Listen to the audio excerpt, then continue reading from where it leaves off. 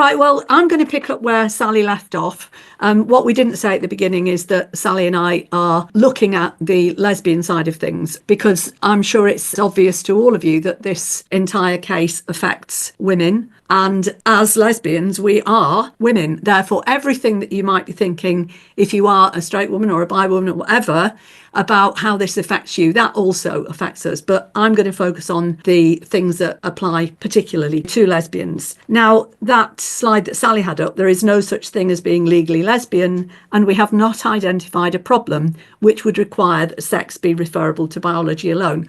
Well, that is an absolute nonsense, as I'm sure it doesn't take much brain power to work that out. How about the fact that lesbians are women who are exclusively same-sex attracted? That needs to be a good enough reason. But demonstrating that the judge has no understanding of what being a lesbian is doesn't surprise me, because let's face it, Queen Victoria didn't know what lesbians were either.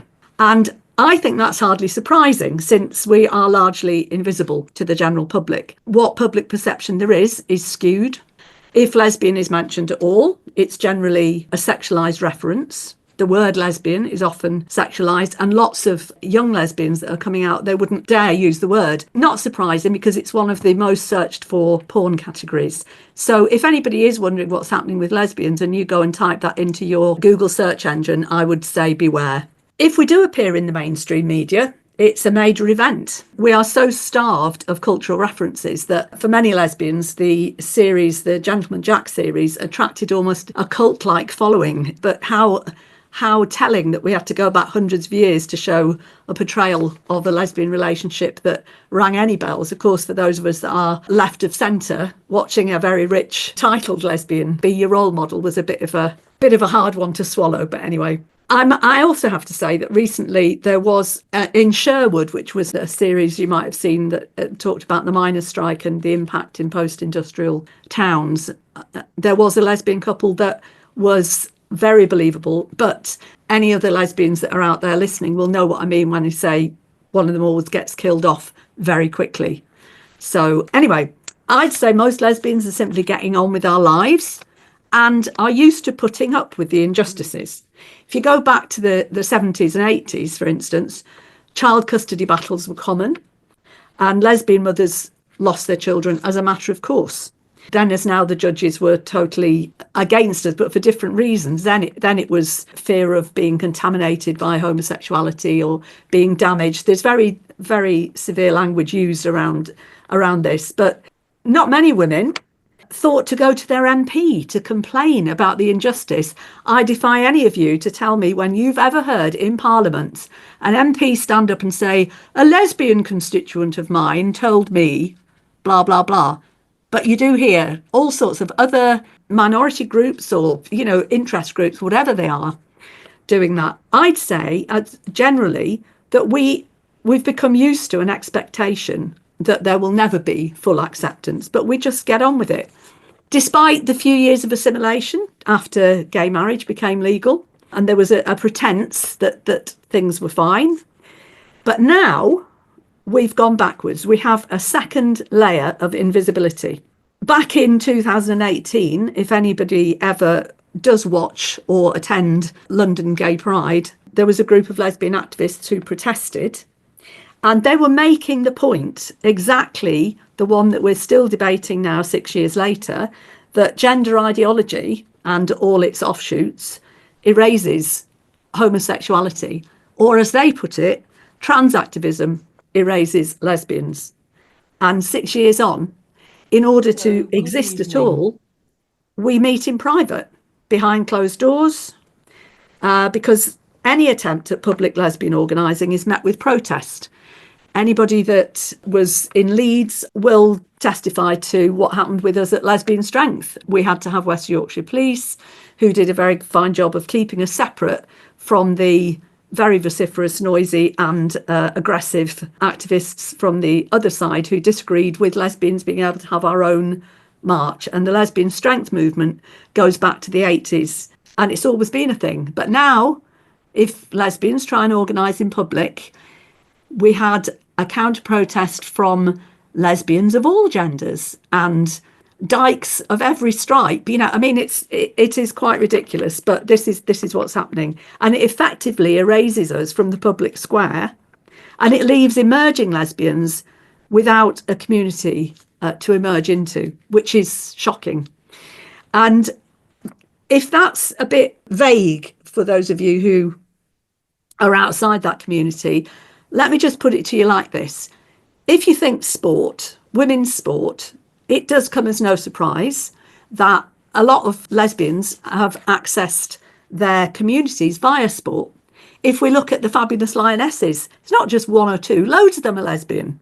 It's always been a place where lesbian women have been able to meet and have community and enjoy our bodies in a way that is a physical expression of physicality and nothing to do with being sexualised. Women's sports, lots of lesbians. But of course now, sport is the one thing that most people do understand is now being taken over by men who redefine themselves as women. So although we think of it as women's sports that are being affected, think in your heads, my goodness, that has a huge knock-on on lesbians.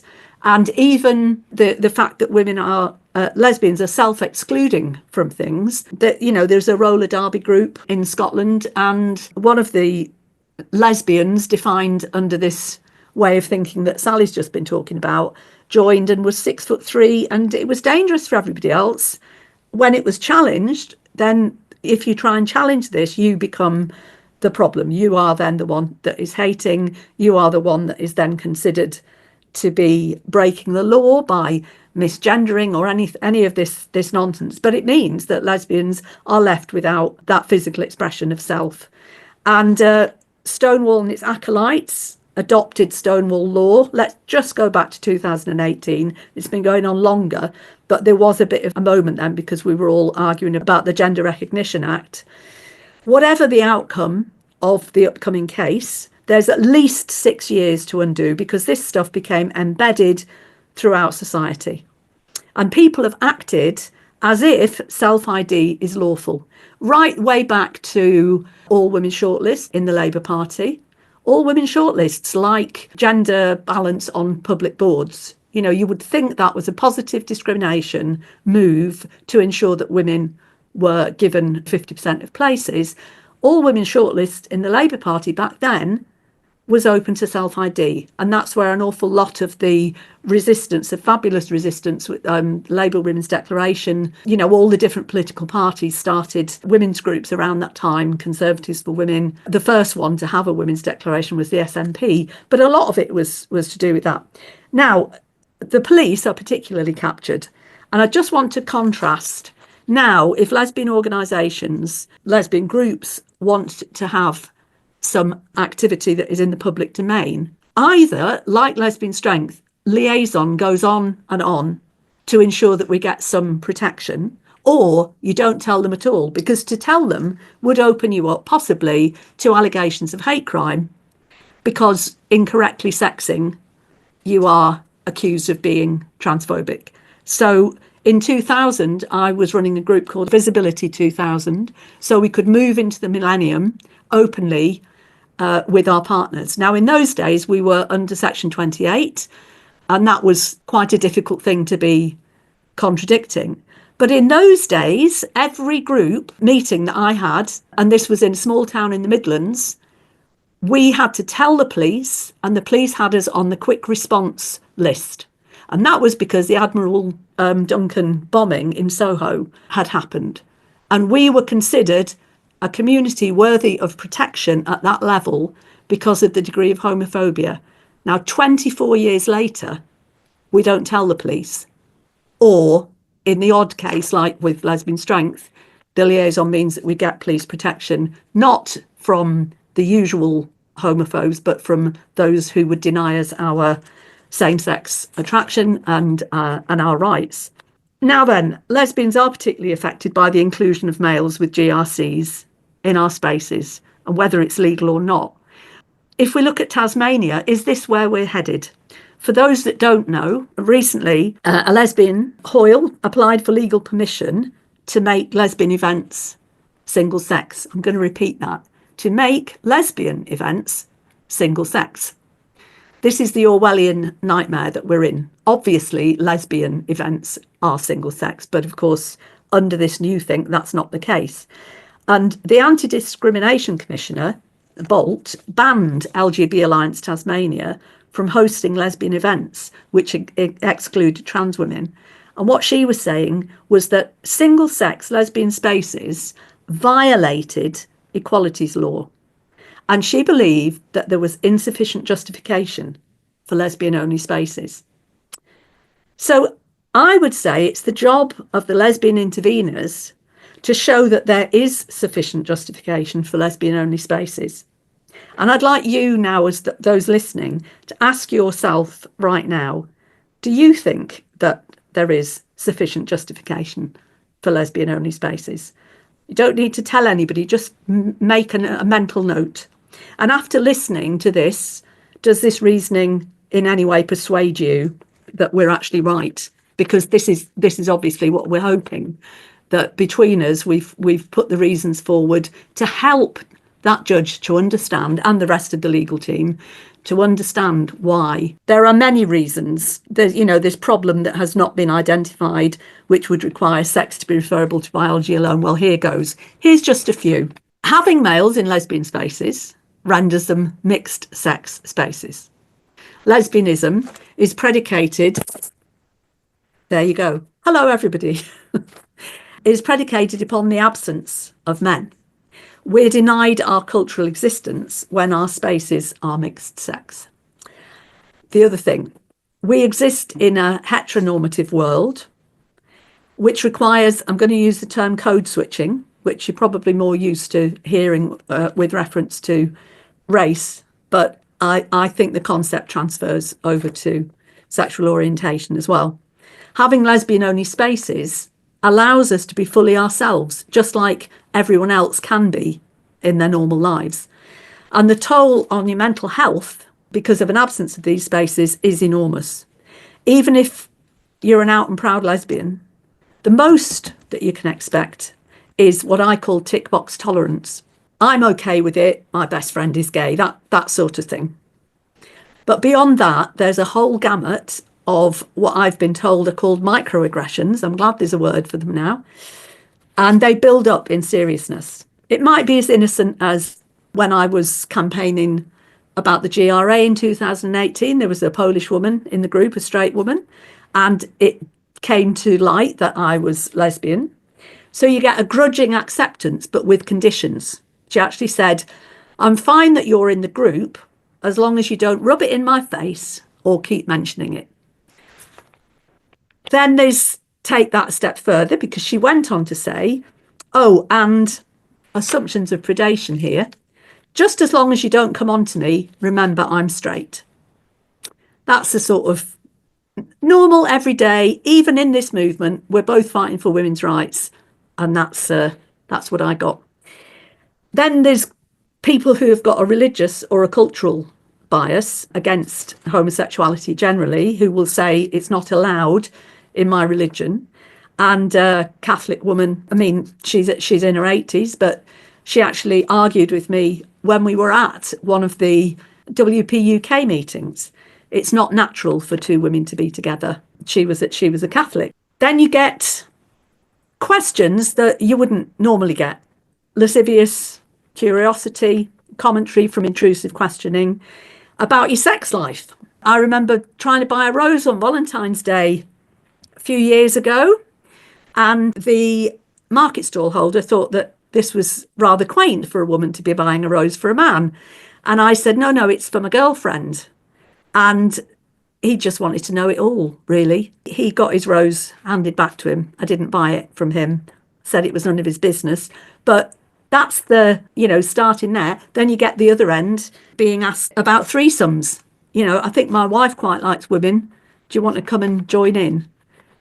I'm not exaggerating. For those that don't live this life, this is normal. The denial that lesbians or lesbianism even exists, that's another common one. Outright insults traded as banter. I don't know why I'm sparing you, but, to be shouted at as you're walking around a country park, lezza, look, there's the rug muncher. That's also something that you just take on the chin.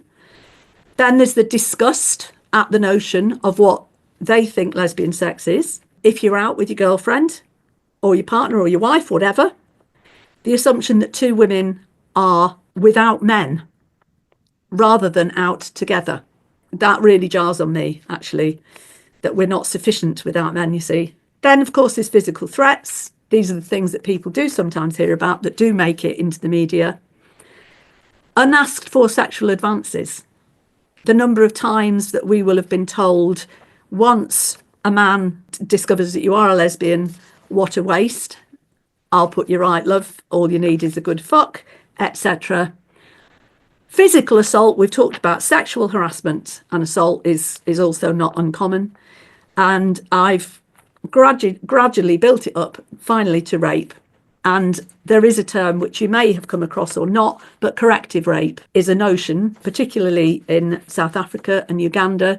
We know from our sisters in the Kakuma refugee camp that many of them who are there, you know, some of their pregnancies are a result of so-called corrective rape before they manage to escape. Pretty bleak, I would say. And all of that, surprisingly, the judge didn't really understand what lesbians are or live with or through. And it means that we have this background level of hypervigilance, which is very damaging. It also affects relationships and socialising, because one way to survive in a hostile world is to make oneself invisible and to remain withdrawn unless you're in your own safe space or a safe public space where you know that lesbianism is accepted and understood. Now, mixed gay spaces used to be a partial refuge. And by that, I mean in the olden days when you'd see a rainbow flag outside a bar or a cafe and you'd think, oh, there you go, I can go in there and take my shield down for a bit or have a bit of a breather. But since the advent of no debate, which I'm saying 2018, and the rise of the so-called progress flag, which we very often refer to as the regress flag, our safe gay spaces now advertise no TERFs on our turf. And they're actually hostile spaces for those of us maintaining our same-sex boundaries. I happened to go into one when I was on the Lesbian Not Criminal tour, went into one in Cardiff, and I was actually shaking going inside. I really didn't know what I would meet inside. But anyway, it's a very hostile world. And even in those spaces, let's say there was a openly identified gay space, lesbians were subject to casual sexism from gay men, and actually there was understandable hostility to having women in what were previously men-only spaces. And there were also gay men who would make deprecatory remarks about lesbians and that would be adhering to stereotypical inaccurate beliefs about lesbian lives. That's a form of lesbophobia that only is witnessed in gay settings. I want to say that we may be underground and you can't see us, but I tell you, in those spaces, we are having a great time. Because in a lesbian-only space, we can stand up tall, stretch our wings, breathe easy, and relax the hypervigilance that in normal society we have to put up with, and be fully who we are, which does include our sexual selves. When you talk, you know that other lesbians know what you're talking about. And I was recently at a women-only camp, and the physical change, especially in some of the young women in their 30s, from the beginning of that camp to the end of that camp, was beautiful to watch. And they walked out of there stronger and prouder. And that is what happens when lesbian-only spaces are allowed to be what they are, spaces where women who are attracted to other women and build our lives around women are allowed to be. Lesbian Labour have been fighting within the Labour Party, and there's 5 very, very clear things to argue. And now we're in government, of course, Labour in government, clarifying sex to clarify sexual orientation, implement the caste review, protect single-sex spaces, protect young lesbians from gender ideology, and the thing about conversion practice, you know, that they're the 5 issues. So there's positive action being taken there. Lesbian strength, out there fighting the good fight, and lesbian fight back, which is a collective of at least 28 different groups and individuals who gained 3,000 followers within a week of starting on Twitter. So, yeah, we're not taking it lying down. And the lesbian canaries, if you like, have been at this longer than many others.